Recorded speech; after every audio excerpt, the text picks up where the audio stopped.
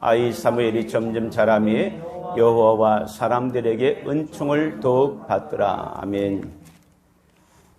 요즘 계속 몇 달 동안 조금 힘이 들어서 호흡이 좀 가빠서 마스크를 좀 벗었습니다.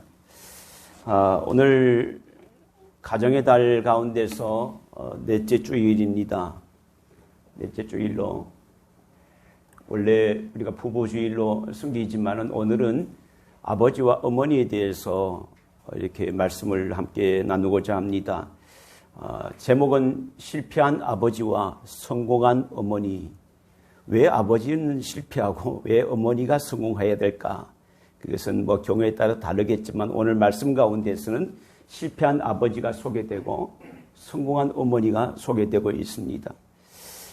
사무엘상 1장과 2장을 살펴보면 이 엘리와 두 사람이 교차되어서 계속적으로 나오는 것을 보게 됩니다. 1장을 한번 보시면요. 1장은 한나에 대해서 엘가나라는 사람이 있는데 그 사람은 어떤 사람이고 두 아내가 있고 그 사람 중에 한 사람은 한나에 대해서 1장에는 쭉 한나에 대해서 소개를 하고 있고요. 2장에는 되게 복잡하게 됩니다. 2장에는 보면요. 1절부터 쭉 보게 되면 1절에부터 쭉 한나에 대해서 쭉 나오다가 그 다음에 12절 오늘 말씀 읽은 것부터는 엘리에 대해서 엘리 제사장의 두 아들에 대해서 쭉 나오다가 18절에는 또 사무엘에 대해서 한나의 아들 사무엘에 대해서 쭉 나오다가 또 22절에는 또 엘리에 대해서 나오다가 그러니까 2장에는 이 내용이 엘리에 나오고 또 한나의 아이가 나오고 사무엘에 나오고 엘리에 나오고 또 사무엘에 나오고 자꾸 교차되는 그런 특징이 있는 것을 보게 됩니다. 두 사람 중에서 첫째 엘리는 백성들의 존경을 받는 그런 제사장의 직분을 가졌지만은 그러나 아버지로서 실패한 어떤 그런 경우, 그런 사례를 오늘 엘리를 통해서 보게 됩니다. 또 두 번째는 평신도 한나이지만은 결혼하고 난 뒤에 아이가 없자 성전에서 기도하잖아요. 기도하는데 기도하는 것 가운데 응답으로 아들을 낳게 되고 그 아들을 하나님께 바치고 그 아들을 위해서 계속 기도하는 것 가운데서 그 아들 사무엘이 하나님께 위대한 일들을 감당하는 그런 일꾼이 되었다는 것을 보게 됩니다. 한 사람은 제사장의 집의 가정이고 한 사람은 쉽게 말해서 평신도의 가정의 자녀인데 두 사람 가정의 또 자녀들이 삶이 완전히 다르다는 것을 오늘 말씀을 통해서 여러분 받고자 합니다. 그런데 하나님께서 왜 이 두 가문을 비유하면서 왜 어떻게 제사장의 두 아들이 죽게 되고 엘리가 죽게 되고 이 가문이 몰락하게 되는 그런 가정이 되었으며 왜 평신도인 한나의 가정 가운데서 하나님의 위대한 선지자가 나게 되었고 하나님께 쓰임받게 되었는지 오늘 말씀을 통해서 한번 살펴보고자 하는 것입니다. 먼저 몰락한 이 엘리의 가정을 한번 살펴보겠습니다. 엘리는요, 한나가 낳은 이 사무엘의 스승입니다. 그런데 이 엘리는 이스라엘을 다스릴 때 몇 년 동안 다스렸냐면 40년 동안 다스린 사사였습니다. 얼마나 오랫동안 다스렸습니까? 사사라는 것은 이스라엘 왕이 왕정이 시작하기 전에 모든 것과 군사라든지 재판이라든지 모든 것들을 다 담당했던 때로는 왕보다 더 힘이 있던 그 시절의 사사였습니다. 마지막 사사였습니다. 40년 동안 이스라엘을 치리했습니다. 그런데 이 엘리에게는 두 아들이 있었는데 성경 말씀에 오늘 두 아들에 대해서 어떻게 소개하고 있냐면 이렇게 소개하고 있어요. 12절을 한번 읽어볼까요? 12절 중요한 말씀입니다. 12절 같이 읽겠습니다. 시작. 엘리의 아들들은 행실이 나빠 여호와를 알지 못하더라. 여러분 좀 이상하지 않나요? 엘리의 아들들은 행실이 나빠서 여호와를 알지 못하더라. 엘리의 아들이 누굽니까? 제사장의 아들이에요. 그런데 여호와를 알지 못한대요. 이게 무슨 말인가요? 행실이 나쁘대요. 또 더 중요한 것은 행실이 나쁠 수도 있어요. 근데 더 중요한 것은 여호와를 알지 못하더라 이 말이에요. 아니 제사장의 아들인데 어떻게 여호와를 알지 못할까요? 여러분 이 말 가운데 정말 저는 이게 무슨 말일까? 여호와를 알지 못한다는 것은 말이 되지 않습니다. 어릴 때부터 아버지가 하나님 앞에 제사 드리는 것을 잘 보았습니다. 말씀을 율법을 읽는 것도 보았고요. 하나님께 기도하는 것들도 보았습니다. 그런데요 여호와를 알지 못한대요. 하나님이 누군지 알지 못한대요. 제가 어렸을 때 이 말씀을 저희 아버님이 목사님이었기 때문에 이 말씀을 듣고 저는 사실 두려운 마음이 참 많이 있었습니다. 엘리의 제사장 아들에게도 하나님이 말씀대로 하나님의 원하는 삶을 살지 않으니까 물론 이 시대 가운데 구약 시대하고 물론 다르겠지만은 하나님께서 징계를 해서 엘리 제사장도 죽고 두 아들도 죽는 그런 심판이 있다는 것을 알고 저는 참 무서워했던 그런 어린 시절이 있었습니다. 그런데 여러분 오늘 말씀 가운데 여호와를 알지 못했다. 이 말은 여호와 하나님에 대한 지식은 조상들로부터 내려와서 그 내용들을 알고 있어요. 하나님이 누구신지 알고 있고 우리 조상들을 이스라엘 백성들을 구원했던 그 하나님이 우리의 조상의 하나님이라는 것을 잘 알고 있습니다. 지식적으로는 알고 있다는 거예요. 그런데 하나님을 두려워하지도 않고요. 하나님의 말씀대로 살아가지 않고 하나님의 말씀대로 순종하지 않는 그러한 것들을 보게 되는 것입니다. 저 부모님을 통해서 말씀을 통해서 하나님에 관한 지식은 알지만은 지식적으로는 하나님이 누군지 알지만은 개인적으로 하나님을 만난 경험이 없기 때문에 하나님과 인격적인 만남이 없기 때문에 여호와를 알지 못했다. 그냥 겉으로만 지식적으로만 아는 것밖에 없었습니다. 엘리가 나이가 많아서 아들이 이제 제사장의 역할을 감당하게 됩니다. 구약 시대는 제사장이 세습이 되었잖아요. 아버지가 제사장이면 그러면 아들도 제사장을 하게 돼요. 그러니까 이 시대 지금 이 장면은 엘리 제사장이 나이가 많이 있는 그런 상태였습니다. 그러니까 나이가 많으니까 제사장의 역할을 감당하지 못하니까 그 두 아들이 제사장의 역할을 지금 감당하고 있는데 어떻게 감당하고 있는지 여러분 이 말씀을 보시면 참 놀랄 일입니다. 성경 말씀에 읽다 보면 하나님께 제사를 드릴 때에 여기 보면 하나님과 하나님께 드릴 것과 제사장이 먹을 것을 구별되어 있어요. 넓적다리도 가슴 이렇게 살도 먹을 것이 따로 있는데 이 흠니와 비느하스는 하나님께 드릴 제사를 그 준비하는 것 가운데서 자기가 새 갈고리를 해가지고 찍어내는 대로 자기가 했다는 거예요. 얼마나 하나님께 예배하는 것을 우습게 제사 드리는 것을 우습게 여겼는가. 또한 성전에서 수종드는 이 여인들을 범했다는 것입니다. 같이 동침했다는 것입니다. 이 소문이요 이스라엘 백성들에게 다 전달되었습니다. 다 알게 되었습니다. 근데 희한하게도 이스라엘 백성들이 이 소문을 알고 그 소식을 이제서야 엘리 제사장이 늦게 듣게 되는 그런 것을 보게 됩니다. 저는 이 성경 속에서 엘리 제사장이 가장 늦게 들었다는 것은 아니겠지만은 그러나 오늘 성경 말씀에 보면 이 소문을 온 이스라엘 백성들이 다 듣고 난 뒤에 알고 이제 그 소식을 엘리 제사장이 듣게 된 거예요. 아들이 제사장이 역할을 하면서 이렇게 했습니다. 성전에 가서 이렇게 수종드는 여인들과 동침을 했습니다. 이것은 안 됩니다라는 것을 알게 된 것입니다. 이것을 보면 하나님께 드리는 제사를 먼저 소홀히 했잖아요. 하나님께 드리는 제물을 자기가 가로챘잖아요. 좋은 것을 가로챘잖아요.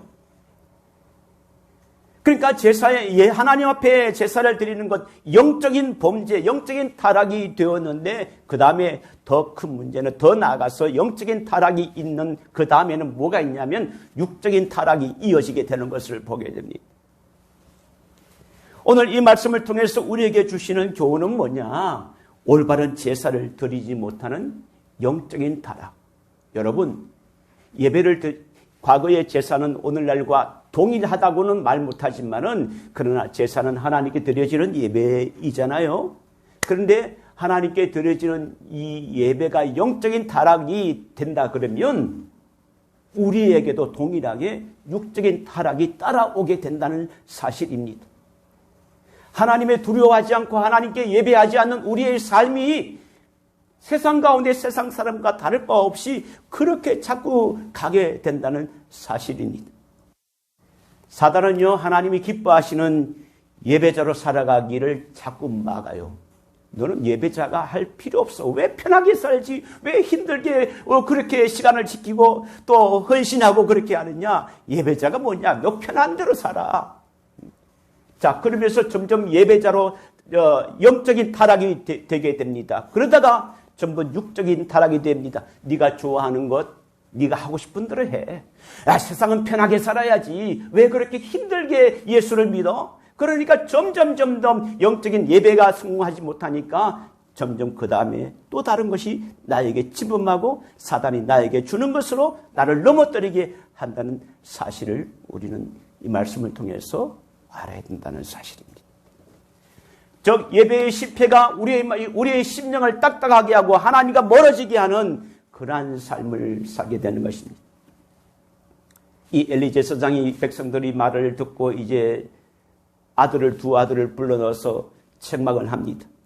책망을 할 때요, 이 아들아 그렇게 하면 되지 않냐 이렇게 책망을 할 때 두 아들이 아버지의 말을 어떻게 수용했을까요? 어떻게 들었을까요?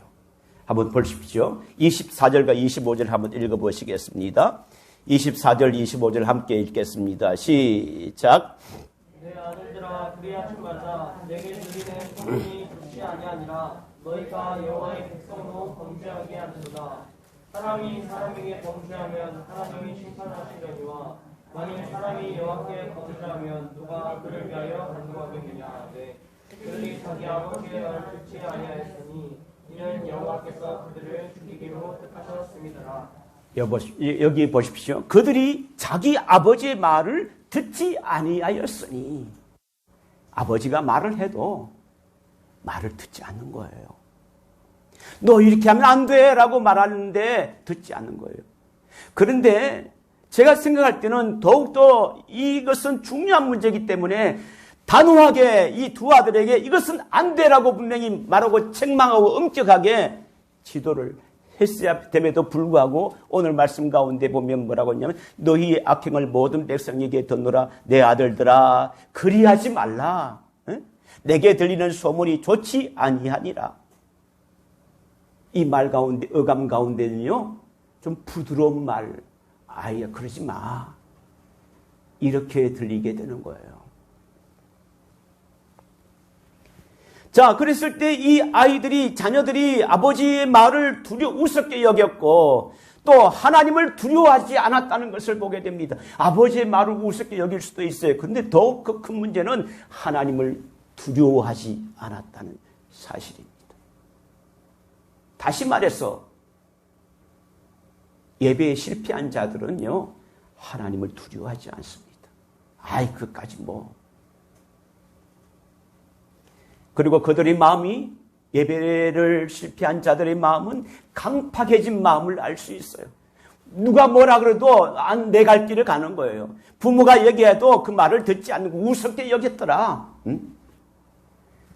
누구나 다 실수할 수가 있습니다. 그러나 잘못했을 때 죄를 깨닫고 돌이키는 것이 중요한데 그렇잖아요. 우리는 모두 부족한 사람들이에요. 그러니까 실수할 수 있어요.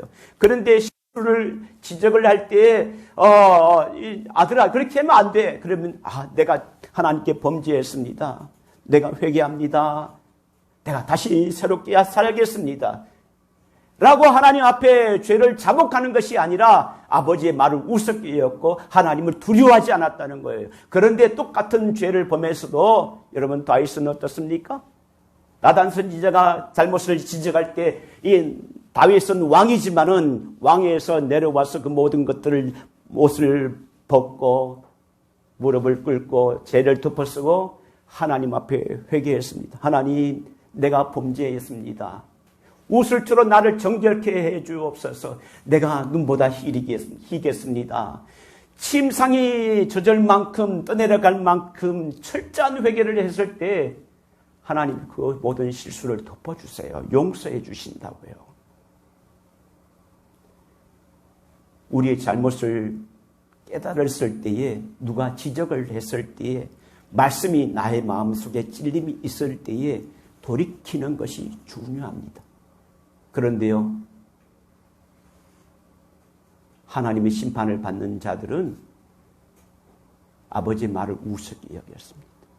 소돔과 고모라 성에서 사위들이 이 롯의 말을 우습게 농담으로 여겼더라. 그렇잖아요. 하나님께서는 이러한 두 아들을 바라보고 엘리에게 이렇게 책망하고 있습니다. 29절 한번 보실까요? 29절 읽겠습니다. 시작. 29절 시작. 너희는 어찌하여 내가 내 초소에게 명령한 내 재물과 예물을 밟으며 내 아들들 나보다 더 중히 여겨 내 백성 이스라엘이 드리는 가장 좋은 것으로 너희들을 살지게 하느냐. 이 말씀은 아까 제사를 드릴 때 쇠고랑으로 쇠사슬로 이렇게 찍어서 그전에는 좋은 것으로 자기가 먹었다는 거예요. 왜 하나님 거 내 거를 왜 네가 먹고 살찌게 했느냐. 그래서 30절에 이렇게 말합니다. 30절의 중반에 보면, 밑에 보면 나를 존중히 여기는 자는 내가 존중히 여기고 나를 멸시하는 자는 내가 경멸하리라. 30절 밑에 한번 보실까요? 나를 존중히 여기는 자는, 자, 따라해 보겠습니다. 나를 존중히 여기는 자를 내가 존중히 여기고 나를 멸시하는 자를 내가 경멸하리라. 여러분, 우리가 신약시대에 사는 것이 얼마나 감사한지요. 구약시대에 살았다면 우리는 여차 없습니다. 예수님께서 우리의 죄를 위해서 십자가에 지셨기 때문에 용서받고 하지, 구약시대는 그런 게 없었어요. 더 엄격했다는 사실입니다. 나를 존중히 여기는 자는 내가 그를 존중히 여기고. 여러분 스스로 한번 생각해 보세요. 여러분은 하나님을 존중히 여기나요? 여러분은 예배를 존중히 여기나요? 그러면 하나님이 여러분을 존중히 여깁니다. 여러분이 하나님을 대수롭지 않게 여기고 농담으로 여기고 우습게 여겼다면 하나님도 여러분을 그렇게 여기시는 거예요. 그럴 때 어떤 결과가 있느냐? 30절에 그 이어보면 내 34절에 이렇게 말하고 있습니다. 34절 보실까요? 내 두 아들 흠니와 비느하스가 한날에 죽으리니 그 둘이 당할 그 일에 내가 표징이 되리라. 한날에 두 아들을 죽이겠다. 그 아버지에게 말하는 거예요. 야, 죽이겠다는 그 말을 듣는 아버지의 마음은 어땠을까요? 아버지의 마음. 하나님의 심판을 말씀을 하는 그 듣는 이 아버지의 마음은 때로는 후회도 있었고, 내가 자녀를 왜 이렇게 잘못 가르쳤을까? 회개했지만은 모르겠습니다. 회개했다는 그 내용들이 없었어. 하나님께서 이 두 아들을 심판하시겠다고 말씀을 하셨습니다. 그 이후에 하나님의 심판이 진행이 되어가는 것을 보십시오. 블레셋 나라가 이스라엘 쳐들어왔습니다. 쳐들어와서 이스라엘 군사가 4,000명이나 죽었습니다. 4,000명이 죽었어요. 여러분, 4,000명의 군사가 죽는다는 것은 보통 큰 전쟁이 아닙니다. 이스라엘 나라와 그 나라 대 나라가 싸우는 거예요. 폭탄을 던져서 4,000명이 죽는 것이 아니에요. 활과 창을 쏘아서 4,000명이 죽는 것은 쉽지 않습니다. 그러니까 이스라엘 나라가 얼마나 큰 위기에 있습니까? 그러니까 안 되겠다. 실로 있는 하나님의 언약궤를 가지고 오자. 하나님의 언약궤를 앞세워서 우리 블레셋을 물리치자. 그래서 법궤를 가져왔습니다. 법궤를 가져가면서 누가 갔냐면 흠니와 비나스 제사장 둘이 언약궤와 법궤와 함께 블레셋과 쳐들어가는데 앞장섰습니다. 그래서 블레셋 사람들도 두려워했습니다. 하나님의 언약궤를 앞세워 오는구나. 우리가 큰일 났다 생각했고, 이스라엘 백성들은 반대로 하나님의 언약궤가 가니까 이제 우리는 승리할 것이다 라고 생각했는데요. 결과는 반대였습니다. 오히려 블레셋 군대에게 이스라엘 군사들이 처참하게 패했는데 몇 명이 죽었냐면 3만 명이 죽었습니다. 엄청난 숫자입니다. 3만 명이 죽었습니다. 그리고 하나님의 말씀대로 흠니와 비느하스가 같은 날에 죽었습니다. 그리고 하나님의 법궤를 블레셋에 빼앗겨 버렸습니다. 엄청난 사건이 된 겁니다. 법궤를 메고 가면 하나님의 능력으로 적들을 물리칠 줄 알았는데 하나님의 영광이, 하나님의 능력이 떠나버렸습니다. 왜요? 중요합니다. 들어보십시오. 왜 그렇습니까? 하나님의 거룩함을 잃어버렸기 때문에 하나님이 함께하지 않으신 것입니다. 마치 거룩함을 잃고 술과 여자에 빠진 삼손이 머리를 밀리워서 힘을 잃어버린 것처럼 하나님의 거룩함을 잃어버린 흠니와 비나스, 그리고 이스라엘 백성들을 하나님께서는 버렸습니다.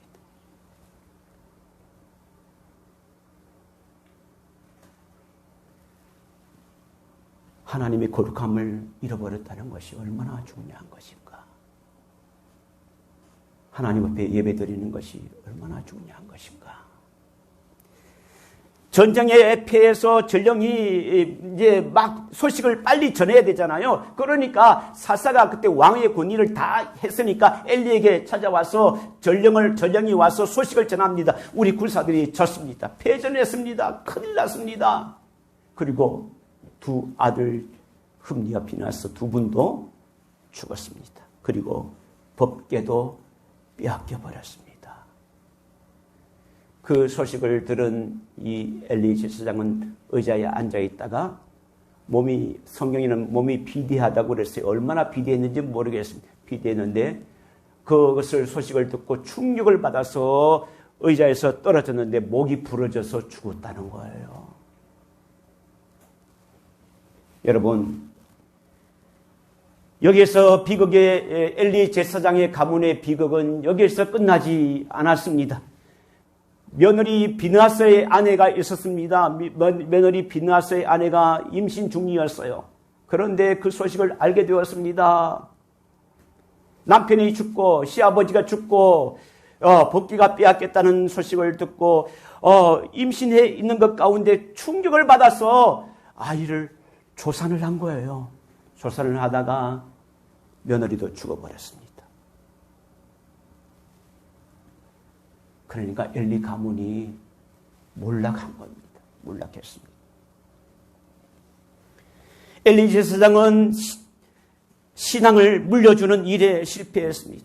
자녀들이 잘못을 알았음에도 불구하고 이 잘못을 지적하고 올바른 길로 이끌지 못했다는 것에 하나님이 심판을 하신 것입니다. 엘리 제사장은 보통 사람이 아니었습니다. 우리가 이 국회 청문회 가운데 이런 내용을 보면 이회창도 그렇고 옛날에 대선이나 서울시장이나 자녀 문제 때문에 이렇게 낙선되거나 대통령 나가지 못한 사람들이 꽤 많이 있습니다.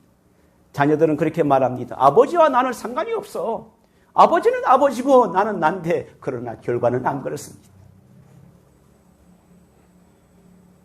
오늘 엘리가 자녀를 어떻게 잘못 교육했는지, 예배를 하나님을 우습게 여겼는지 하나님은 그대로 보고 계시지 않는 것을 보게 됩니다. 성경은 오늘 왜 이런 문제가 생겼냐라고 하니까 성경은 이렇게 말하고 있습니다. 하나님보다 하나님이 엘리 제사장이 이렇게 말합니다. 나보다도 자녀를 더 사랑했기 때문이다. 나보다도 자녀를 더 사랑했기 때문에 이러한 일들이 생긴 것이야. 자녀가 얼마나 소중합니까? 자녀가 얼마나 사랑스럽습니까? 그러나 하나님보다 더 우상시되면 하나님은 그것을 좋아하지 않으신다는 사실입니다. 가정에서의 신앙 교육이 절실한 이유는 하나님께서 부모를 통해서 신앙이 자녀에게 물려주기를 원하시는 것입니다.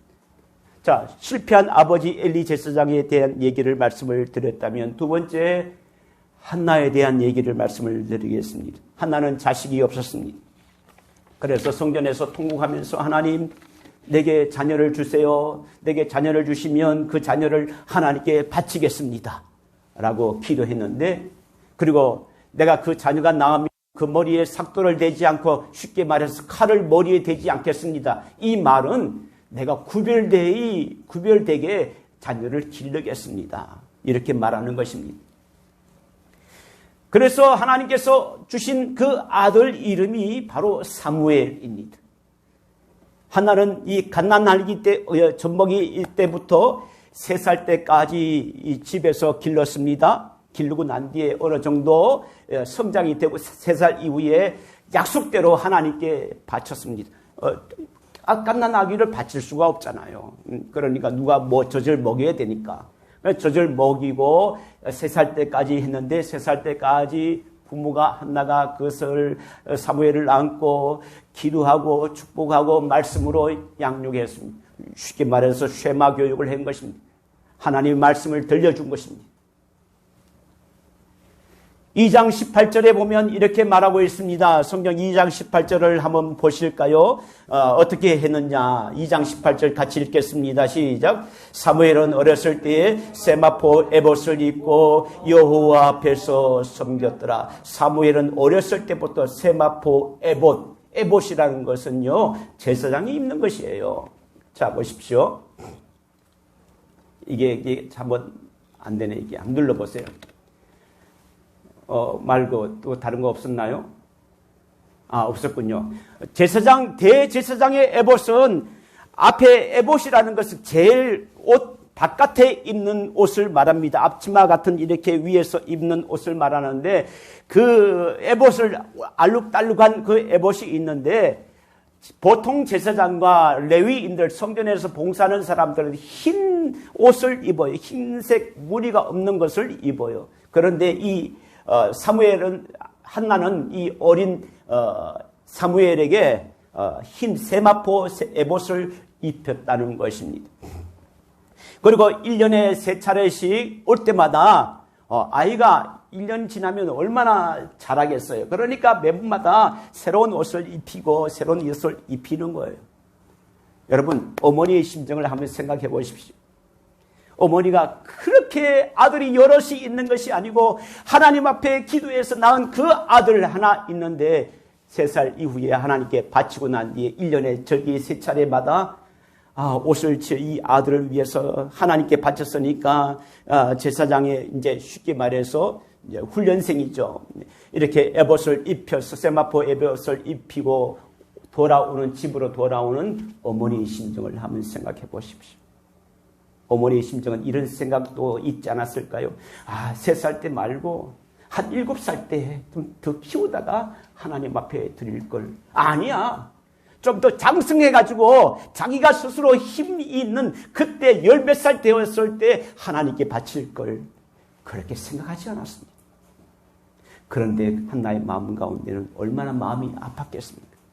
자녀 아들을 두고 집으로 돌아오는 것 가운데 한나의 마음은 아픈 마음이 있었습니다. 그런데 한나는 이 사무엘을 위해서 기도하는 어머니였습니다. 한나는 제사장 엘리의 아들들과 대조적으로 철저하게 예배를 가르쳤습니다. 엘리는요, 하나님보다 자식을 더 소중히 여겼다면 하나는 하나님을 자식보다도 하나님을 더 귀하게 존중히 여겼습니다. 하나는 아들을 얻기 위해 소원하고 통곡하고 기도하였고 자식을 기르면서도 한평생 자녀를 위해서 기도하는 어머니였습니다. 눈물로 기도하는 자녀는 결코 망하지 않는다는 우리가 그 내용들을 잘 알고 있지 않습니까? 그런데 영적 지도자인 제사장 엘리는 성경 말씀 가운데 어느 곳에서 기도했다는 말을 성경 구절을 물론 기도했겠죠. 한나의 그 내용과 비교해서 보면 그런 내용들이 보이지 않는 것이 너무나 안타깝습니다.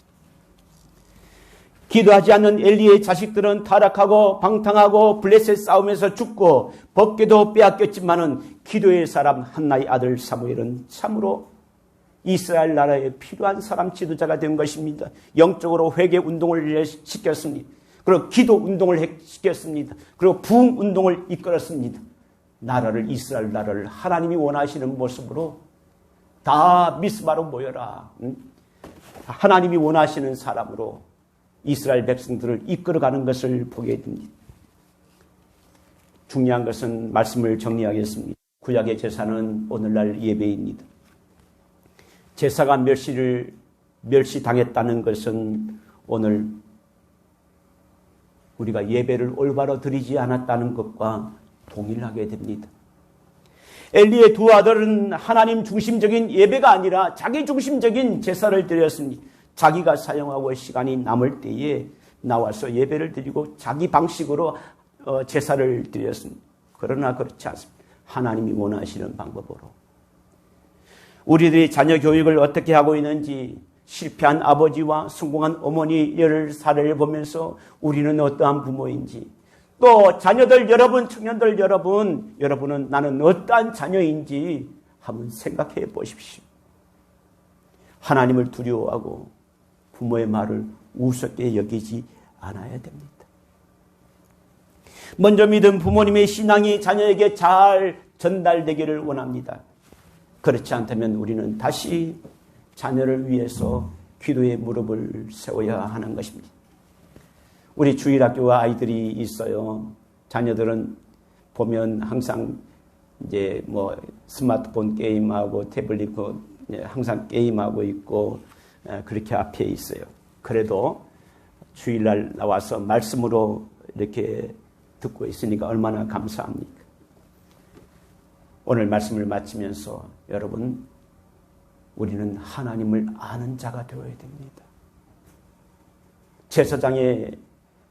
제사장이면서도 하나님을 모르니까 예배도 엉망이고 자기의 삶도 엉망이고, 그런데 하나님을 아는 자가 되어야 된다. 그리고 예배를 소중히 생각해야 됩니다.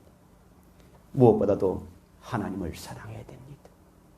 주님이 나의 주인 되심을 알고 자녀를 위해서 기도하는 부모가 되고, 그리하여서 우리 가정의 식구들이 모두 다 하나님께 쓰임받는 가족들, 자녀들 되시기를 예수님의 이름으로 축원합니다. 우리 찬양하시겠습니다. 내가 주인 상은 찬양하시겠습니다.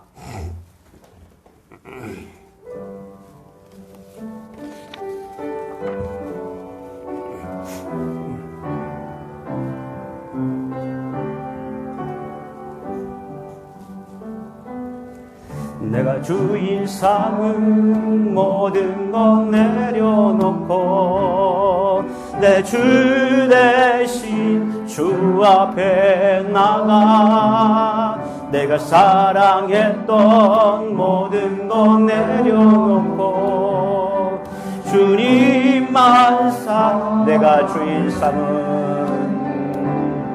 내가 주인 삼은 모든 것 내려놓고 내 주 대신 주 앞에 나가 내가 사랑했던 모든 것 내려놓고 주님만 사랑해.